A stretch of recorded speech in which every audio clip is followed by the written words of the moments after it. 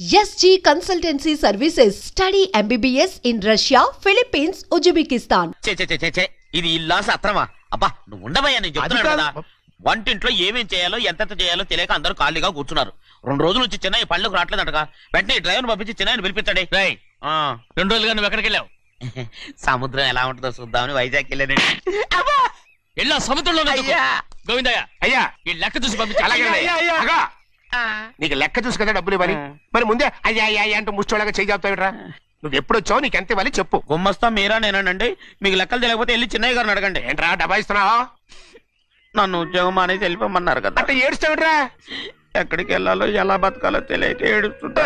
సరే ఏడో ఒక. ఇప్పుడు మా ఇల్లు చూసుకోవడానికి ఎవరు లేరురా. నా కూతురు కూడా ఇక్కడే పని చేస్తుంది. మరి నువ్వు మా ఇల్లు జాగ్రత్తగా చూసుకుంటావా? అలాగేనండి.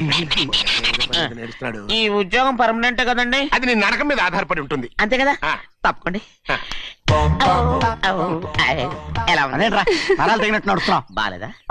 ఇంకోటి నడుస్తాను.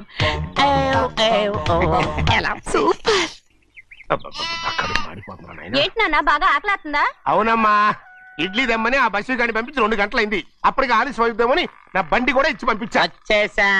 సంతోషించాం. ఏంట్రా ఇంత ఆలస్యంగా చచ్చావు? మరి దీన్ని నడిపించకరావద్దేంటి? అదే నేనైతే లగెత్తుకెళ్ళి లగెత్తుకు వచ్చేసేవాడిని. అంటే ఈ బండి నడపడం నీ చేత కదా? మరి ఎందుకు తీసుకెళ్ళట్టు? ఏమో మీరు తీసుకెళ్ళమన్నారు, తీసుకెళ్ళాను. కర్మ. సర్లే, ఆకలి చచ్చేట్టుగా ఉన్నా. ఇడ్లీలు ఎక్కడా?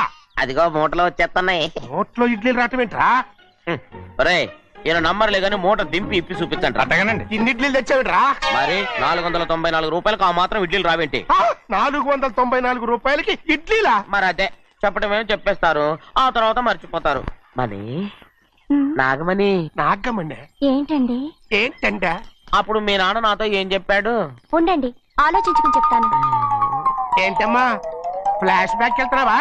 అవును. బాబా ఆకలేస్తుందిరా. రామస్వామి హోటల్కి వెళ్ళి కాస్త తెచ్చిపెట్టు.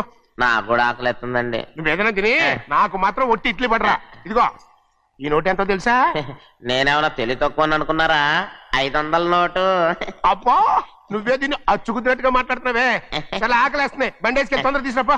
ఇదండి జరిగింది. చిల్లర లేదు కదా అని 500 రూపాయలు నోటు ఇచ్చి పంపిస్తే మొత్తం ఇడ్లీలు పట్టుకొస్తా ఉంటా. నీ నోట్స్ చెప్పు. ఆకలేసేస్తుందమ్మా. చట్నీ సాంబార్ ఇదిరా. ఇచ్చాడండి. ఇది నేనే వద్దన్నానండి. ఎందుకని? మరి అదే మళ్ళీ మర్చిపోయారు. నాగమణి మీ నాన్న నాతో ఏం చెప్పాడు? అయ్యో చట్నీ సాంబార్లని ఎన్నిసార్లు ఫ్లాష్ బ్యాక్ వెళ్తారా? నువ్వేదైనా తిని నాకు మాత్రం ఉట్టి ఇడ్లీ పడరా. ఇదిగో ఆయనకు అర్థమయ్యట్టు మళ్ళీ చెప్పు. నాకు మాత్రం ఒట్టి ఇడ్లీ పడరా. అయ్యో నువ్వు నాకు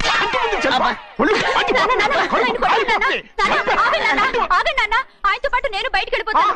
ఎందుకంటే ఆయన నేను మీ దిక్కుమాలిన ప్రేమ కథ వినే ఓపిక ఎవ్వరికి లేదమ్మా. అయినా నువ్వు అనేదేముందిలే, అతను లేకుండా నేను బతకలేను అంటావు అంతే కదా? అయితే ఒక కండిషన్ రా. ఏంటి? నువ్వు చాలా తెలియగలవాడవని ఈ ప్రపంచానికి, నీ ముఖానికి ప్రపంచం దాకా ఎందుకు గాని ఈ ఊళ్ళో నిరూపించుకో. నా కూతురు నీకు ఇచ్చి పెళ్లి చేస్తా. వాకే వెరీ వీచి. అయితే నువ్వు ఇంటి బయటికి వెళ్ళరా. ఏమైందిరా అంతరాట పరిగెత్తున్నారు? ఉండవా ఏమయ్యా? ఏంటి అంతరాట పరిగెత్తున్నారు? నువ్వు నాకు అగనిస్ట్ పార్టీ. నేను నీకు చచ్చినా చెప్పకూడదు.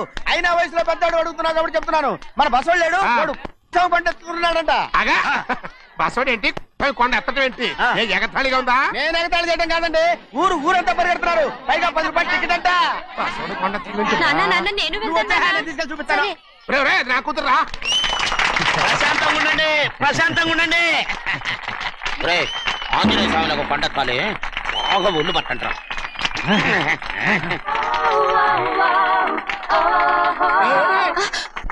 ఆడ కొండనెత్తబోదు నిన్నెత్తిపోతాడు. ఊరుకోండి కుమస్తా గారు, ఆడికి ఆ కొండనెత్తడం ఈజీ, దీన్ని కష్టం. వయసులో ఉన్న ఆడపిల్లని చూస్తే చాలు తలనేరిసినోడికి కూడా జోకులు వస్తాయి.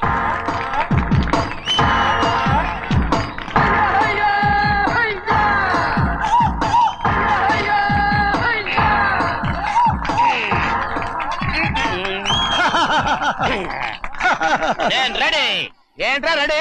కొండనెత్తు. ఓ 50 మందిని పిలవండి. ఎందుకు? ఆ కొండను తెచ్చి నా చేతుల మీద పెట్టడానికి. అప్పటి నుంచి నేను చెబుతూనే ఉన్నా, ఇది ఫిట్టింగ్ ఏదో పెడతాడు అని. ఒక్కడనా నా మాటనారా? ఊరుకోవా, నీ కూతురని మాటలేదు, మేమే వింటాం. ఇది ఒక పిచ్చి కొయ్యి. ఏంటి 50 మంది వల్ల కాదా? అయితే ఊరు మొత్తం వచ్చి ఆ కొండను తెచ్చి నా చేతుల మీద పెట్టండి, అప్పుడు నేను ఒక్కనే ఎత్తుతాను.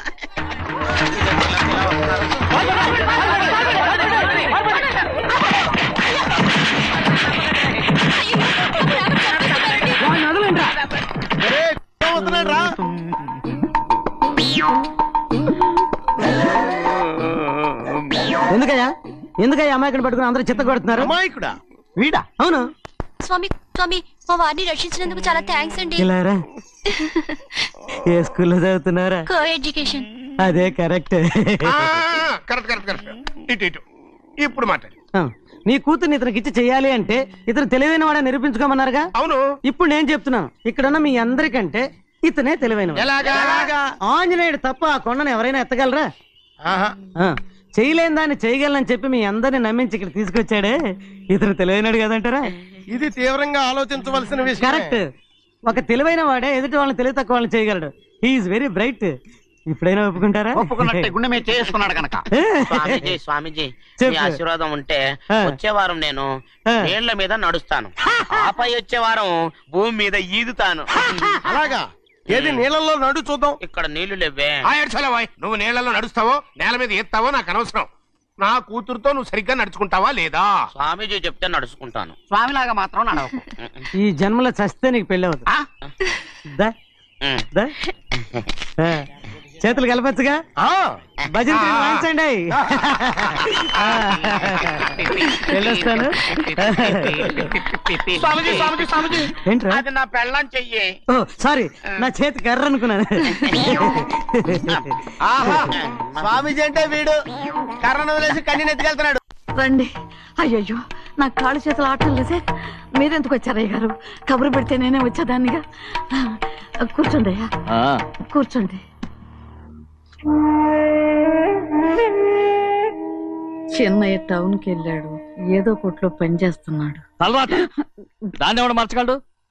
నేనేం వాడిని చూడటానికి రాలేదు, నిన్ను చూడటానికి వచ్చాను.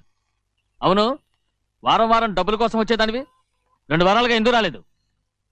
అయినా నా బాధ్యత నేను చెయ్యాలిగా. ఇదిగో తీసుకో.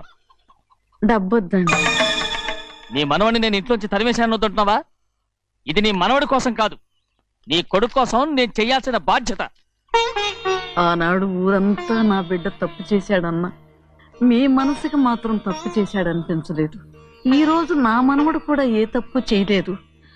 ఆ విషయం మీరు తెలుసుకుని వాడిని ఏ రోజు పనిలోకి రమ్మంటారో ఆ రోజే డబ్బు తీసుకుంటాను. నీ మనవడు చేసింది నేను కళ్ళారా చూశాను. దాని గురించి మాట్లాడాలంటే నాకే అసహ్యంగా ఉంది. డబ్బు తీసుకుంటావా లేదా? వద్దు బాబు. ఈ రోషమైన నాలో నేను చూస్తాను.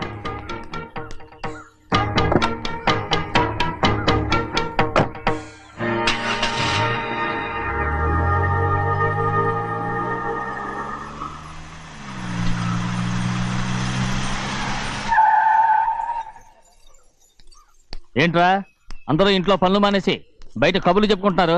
పెద్దమ్మాయి గారు అల్లుడు గారు మన ఇంటికి వచ్చారండి. వాళ్ళతో పాటు బంధువులు కూడా తీసుకొచ్చారండి, అందుకే మేమేం అనలేకపోయామండి. తాంబూలాలు కూడా పట్టుకొచ్చారండి.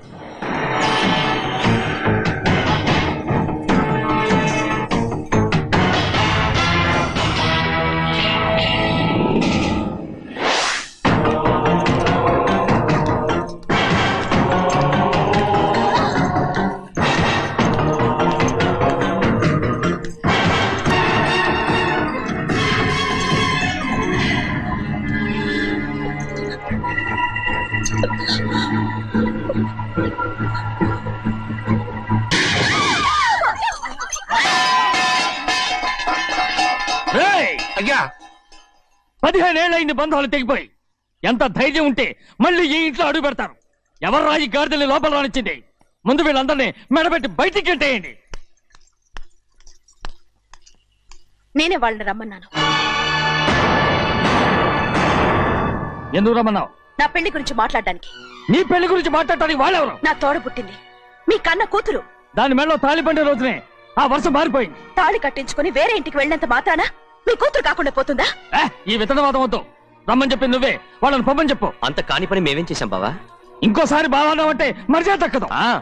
మీ చిన్న కూతురు పరుగు పోయినప్పుడు ఏమైందో ఈ మర్యాద? అది నా సొంత విషయం రా. నాకు సొంత విషయమే. ఏంటో నీ సొంత విషయం? అక్కడ నిలబడిందే అది నా అక్క కూతురు. చేసుకునే హక్కు నాకుంది, అందుకే పిల్లని అడగడానికి వచ్చాం. చెప్పు తీసుకొడతాను. మీ అక్క పోయిన రోజునే అబద్ధాలు అయిపోయాయి. నా కూతుర్ని ఎవరికి కట్టబెట్టాలో నాకు బాగా తెలుసు. కానీ నా పెళ్లికి నా ఇష్టం కూడా ఉండాలి నాన్న. ఓహో, వీడిని ఇష్టపడ్డావన్నమాట పెళ్లి చేసుకోవటానికి. కాదు, తల్లి ప్రేమకి ఎలాగో నోచుకోలేకపోయాను. అట్లీస్ట్ ఆ ఇంటికి కోడలుగా వెళ్ళి అక్కలోనైనా అమ్మని చూసుకుందామని ఆశపడ్డాను. నీ ఆశ నే బతుకున్నంత కాలం తీరదు. ఎందుకు తీరదు? నా పెళ్లికి మీ అనుమతి అవసరం లేదు. నేను ఇప్పుడు మేజర్ని. ఎవరితో మాట్లాడుతున్నావే? ఆయన మనకు జన్మనిచ్చిన తండ్రి. ఆయనకిష్టం లేకుండా నీ పెళ్లి జరిగిపోతుంది అనుకుంటున్నావా? నువ్వు మేజర్ని అంటున్నావే.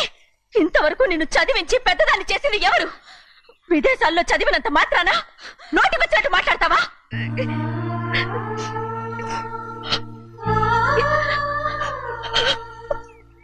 నన్ను క్షమించండి నాన్న. ఎలాగైనా మన కుటుంబం కలవాలనే ఆశతో దాని మాటలు వినే ఇక్కడికి వచ్చాం. మీ ఇష్ట ప్రకారమే ఎవరికైనా ఇచ్చి పెళ్లి చేసి దాన్నైనా చివరి దాకా మీతోనే ఉంచుకోండి.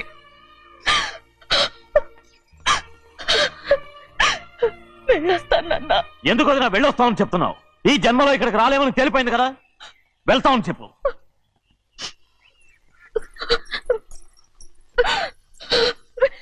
గోవిందయ్య, అయ్యా ఈ దరిద్రాన్ని బయటపడి. అలాగేనండి. నన్ను క్షమించండి నాన్న.